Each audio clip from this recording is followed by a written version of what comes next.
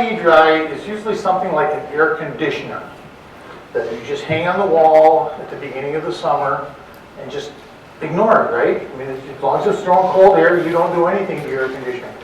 Then all of a sudden, one day it quits, and you take the cover off the front. There's this kind of a pad with an inch or so of dust on it, and you wonder why your air conditioner quit. The key of a high E-dry is air flowing through it. If you stop the air flowing through it, that's when your problems will start.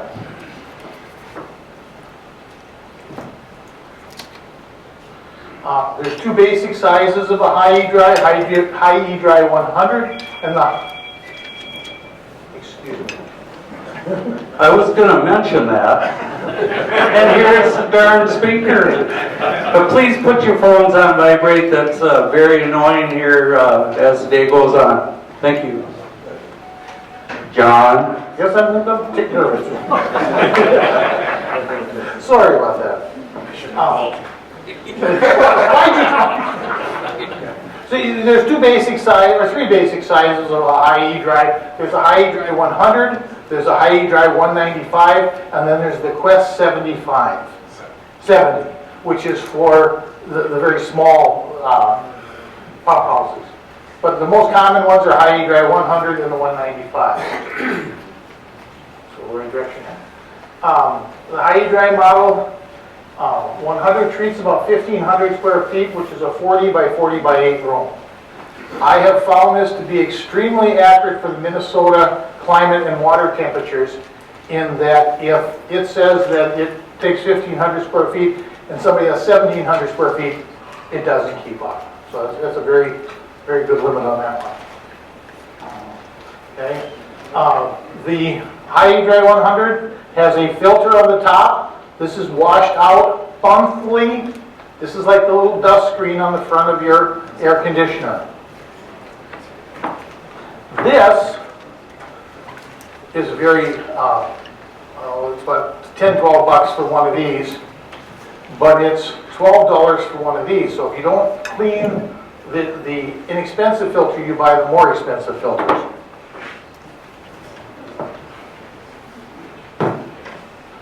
Okay. What is the 100 and the 95? That's the pints per day, pints of water per day that they will normally take out of a system.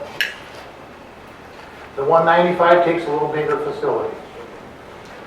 The 195 does not have a pre-filter on it, so you have to watch those filters a little closer. Inspect monthly, replace every 6, or at least once a year would be a good idea. The dirtier the plant, the more you need to replace them. The MERV 11 is a better filter. That's the one that comes with the unit. You can get by with as low as 8, but the lesser the quality filter, the more chances you are going to have of it plugging. So, how do they work? Those of you that can see the unit down here, the air passes through the unit from the top down and is sent out the exhaust fan on the side. The first step is the water is chilled down to the point where it condenses inside of the machine instead of on your pipes. The temperature is then raised on the unit to where the water is precipitated out to the bottom into the reservoir, and the reservoir then pumps it to waste. Job done, repeat. So this is cycling all day long through your plant. So it's collecting the water and it's condensing it down and then disposing of it. What do you need to have to know how much or how to size one of these units is the cubic foot of the room, what is the temperature of the room. The warmer the room, the harder it is to get the moisture out. The cooler, the cooler the room, the harder it is to get the moisture out. What is your desired level of humidity? If you want to maintain your pump house at about a 20 degree humidity, or 20 degrees, or not degrees, what's it called? Degree humidity? percent humidity. If you want to maintain it at 20% humidity, your dehumidifier is going to be running all the time. Is there open water? When you have open water, some of you have filter plants where you can look out and see the water at the plant. That requires a very large dehumidifier. Without exposed water, you need to buy a lot smaller one. Is there outside air coming in? I had one I put in a plant and we sized it big enough so we wouldn't have any condensation on the pipes, but yet there was still a problem. Come to find out they had an exhaust fan that was running continually. And by having that, they're constantly sucking fresh air into the building. So when you want to reduce the humidity in a room, you want to be able to isolate that room from sources of water. Clean coils are good, dirty coils are bad. If you don't pass air through the unit, you have problems. You'll normally get icing up occurring. And it also reduces the efficiency. If anybody that comes up and looks at this is the top view of the unit. There's all these little fins for the water to condense onto. Clean filters extend the life of the blower. If you have to work hard pulling it through, it's hard on the compressor, it's hard on the blowers. Coils can ice up. When your dehumidifier doesn't work, you sweat. Your pipes sweat. I had a heck of a time finding this picture. I kept talking about sweating pipes, and they showed me how to solder them, they showed what kind of solder to use, but this was the only sweaty pipe picture I could find. One of the things in the bottom of this unit, I talked about where the water is condensed, brought into the unit, reconstituted into water, go down to a reservoir. In the reservoir, there's a float with a little pump, so this will pump it to waste. Not that way.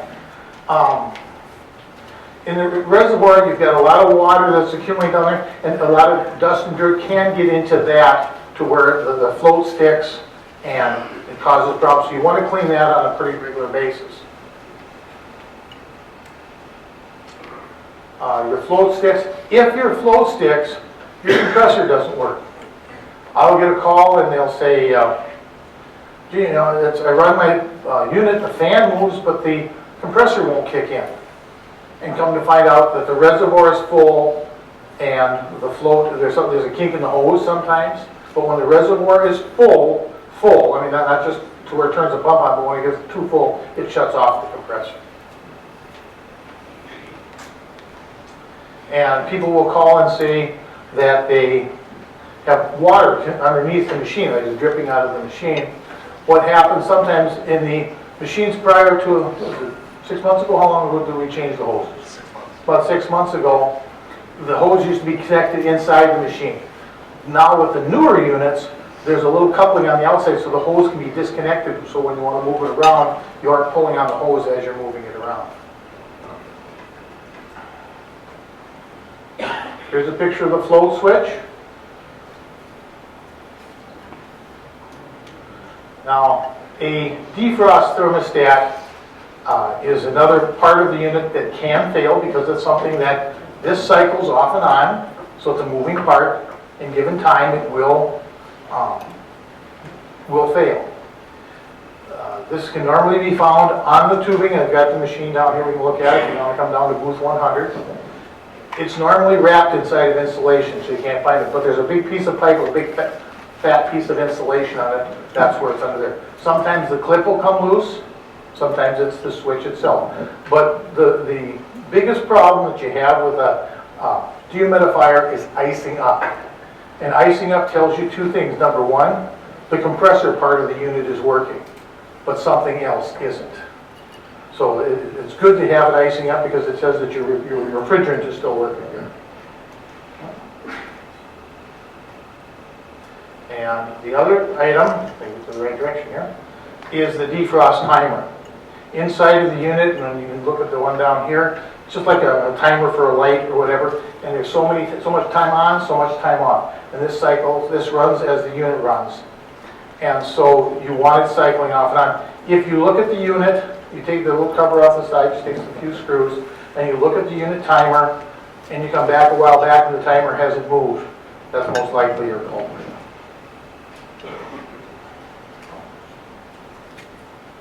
Okay, now there's the humidistat control, which is located on the back of the unit, near the plug-in.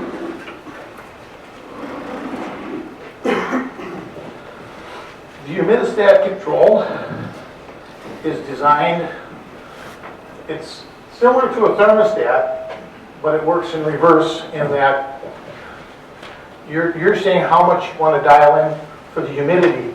You do not want to run that down to the very extreme point, because then your unit will just run continually and it's not efficient.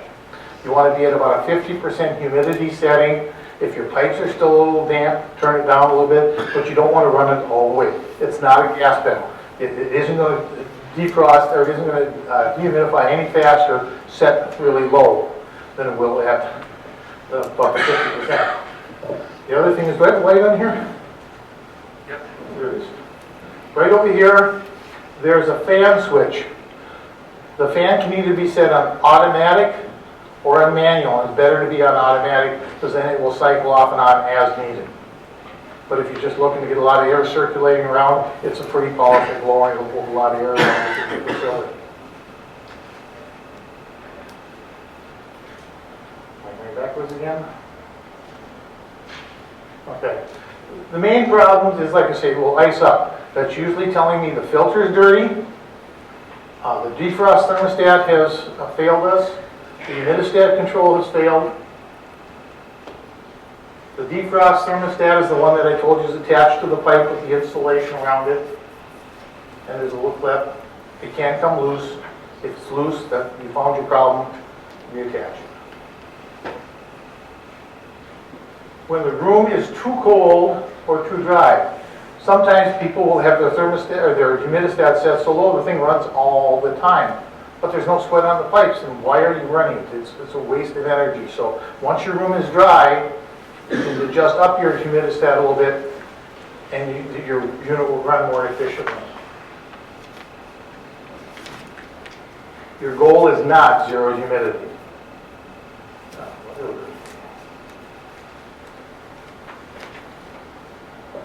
The dehumidifier blower runs constantly. Somebody flip that switch from automatic to manual. Make sure it's in the auto position. Humidistat should not be set at its lowest setting. It's not a gas pedal. It won't drive faster.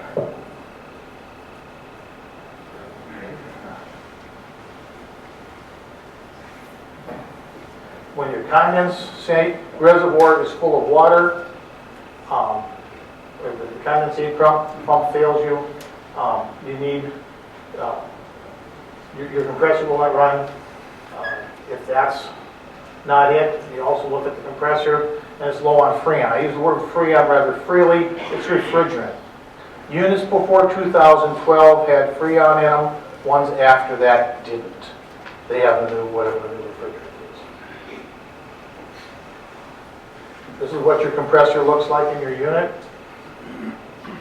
Just make sure that if you get a local repair person, they put the proper refrigerant back in. How do they know what's in it? They can go with the serial number located on the, it's located on the machine. This serial number, if you contact the factory, they will tell you what the refrigerant level, what type it's in there. It comes with a 5-year warranty for parts and a 1-year warranty full parts and labor. Anything you got to add to that, Mike? I'm speaking down front here. I have Mike Carr, who is the factory rep on the IE drives. It's also on the nameplate, the refrigerant. Okay. As he says, it's on the nameplate. My picture's a little foggy here. Yeah. So who took that? Oh, you did. So is there anybody here that has a high drive that they've been having trouble with? We just had ours fixed last summer, and now it's kicking out the breaker again. So she won't. We just sent it down to Wisconsin last summer, fall. It was sent to the factory? Yeah. Okay. We sent it back and then it come back now. It throws a breaker out again now. So what size breaker you got to plug into? It's 20 amp? 20 amp, yeah. So I don't know, we were gonna call you there, maybe. Stop by, I have a booth, it's 211, I think. You want one? If you stop at 100, I'll send you over where he is. We got both of them. We got 100 and the 195. So it's the 100 that's giving us a problem. The 100? Yeah. That's what I say, usually there's very little problem with 100 usually. Yeah, that's Not that there all. is a lot with the 195, but that's when the breaker's important. The 195. 100 only pulls about 7 amps. Yeah, that's just, you turn it on, whack right in. Right away? Right away. How many fellas out there have the desiccant type dryers? That's the ones where they have the tray of like calcium chloride that sucks the moisture and they reheat. Not many of them left. That's good, so I killed them all.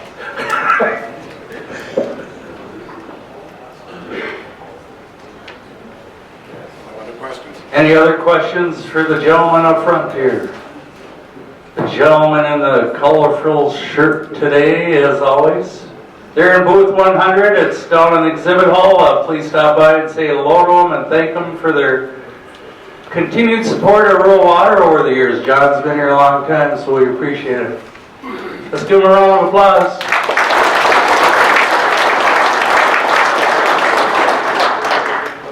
Next up, we'll have Jeff and Frank up here with the staff. They're going to be talking memoir next session.